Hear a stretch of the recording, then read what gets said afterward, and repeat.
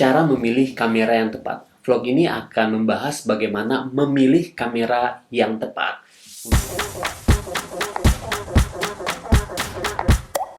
Oke, sebelum kita mulai mungkin ada dari teman-teman yang bertanya, kamera yang saya pakai apa ya? Jangan-jangan dia mau ngangkat merek ini nih. Enggak. Ini akan saya bahas nanti belakangan. Oke, mari kita mulai. Masing-masing orang keperluannya itu beda-beda. Jadi jangan ngikutin orang itu. Orang itu beli A, kita beli A. No. Orang itu beli A mungkin kebutuhannya memang A. Nah, kita harus lihat dulu kalau misalnya kebutuhan dia dan kebutuhan kita itu sama, boleh diikuti, boleh dituruti, asal sesuai dengan kebutuhan kita. Nah, jika sudah bisa menentukan kebutuhan masing-masing apa, langkah selanjutnya adalah membuat list kamera yang berdasarkan kebutuhan. Misalnya, 1. Saya perlu kamera yang bisa slow motionnya bagus banget.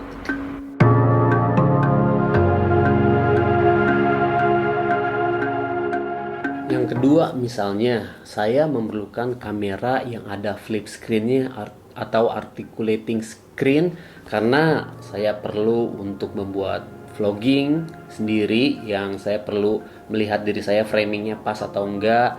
Kemudian saya juga perlu yang flip screen untuk kalau misalnya saya ambil high angle bisa di flip, low angle bisa di flip, seperti itu misalnya. Yang ketiga, misalnya saya perlu kamera yang baterainya kuat. Satu baterai itu kuat seharian karena saya sering traveling yang jauh sama sumber listrik misalnya.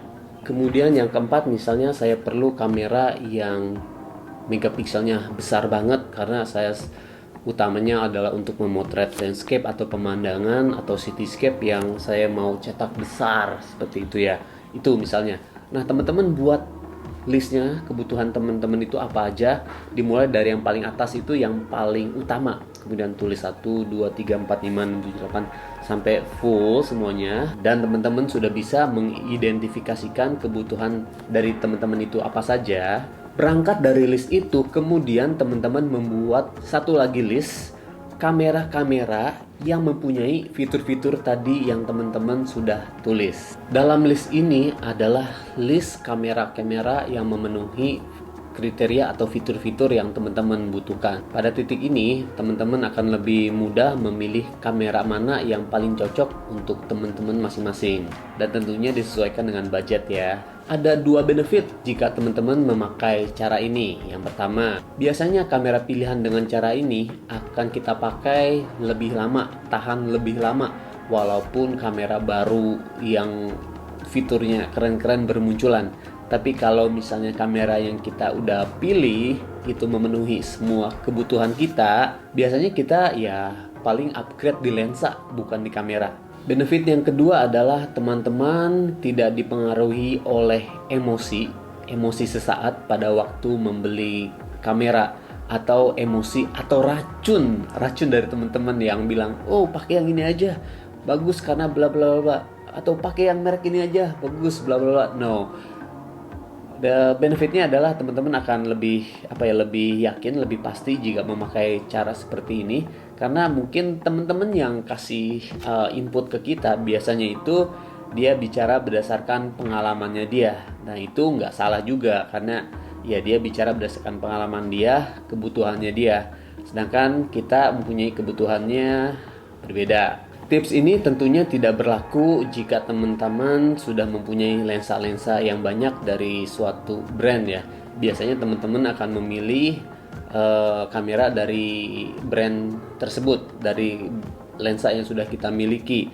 Atau yang kedua adalah teman-teman bisa juga seperti saya menjual semua lensa-lensa dan kameranya dan beralih ke brand lain, yaitu sah-sah aja, nggak masalah. Kalau misalnya kamera merek baru, kamera brand tetangga itu lebih bagus, fiturnya lebih bagus, terus firmware-nya sering update karena untuk perbaikan, ya nggak ada salahnya juga kalau teman-teman mau pindah ke merek lain. Buat saya, konsumen itu harusnya loyal kepada service, loyal kepada fitur, bukan loyal kepada brand menurut saya. Nah, itu dia tips cara membeli kamera yang tepat dari saya.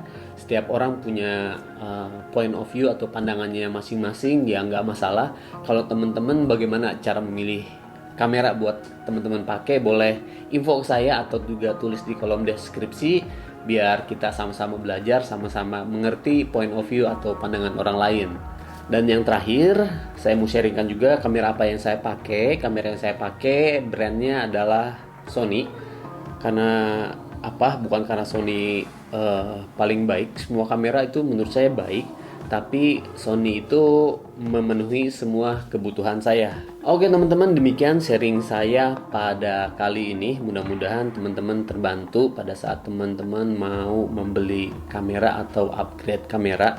Beli sesuai dengan kebutuhan supaya lebih awet, nggak gonta-ganti begitu ya.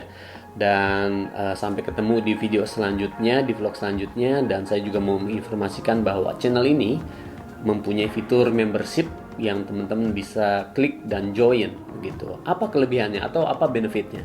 Benefitnya adalah teman-teman bisa melihat video behind the scene pada saat saya pembuatan video atau vlog, atau saya memotret kerjaan untuk interior, eksterior, atau membuat foto katalog fashion segala macam begitu ya.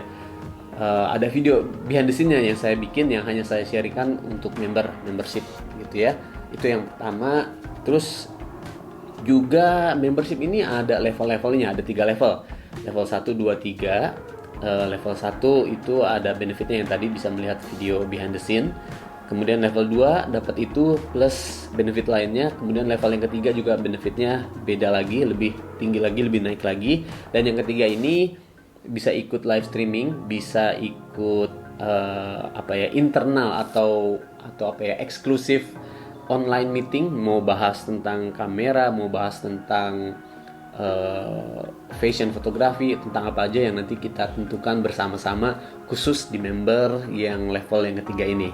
Oke, itu aja video kali ini. Terima kasih. Sampai ketemu di video selanjutnya. Oke, bye-bye teman-teman stranger. God bless.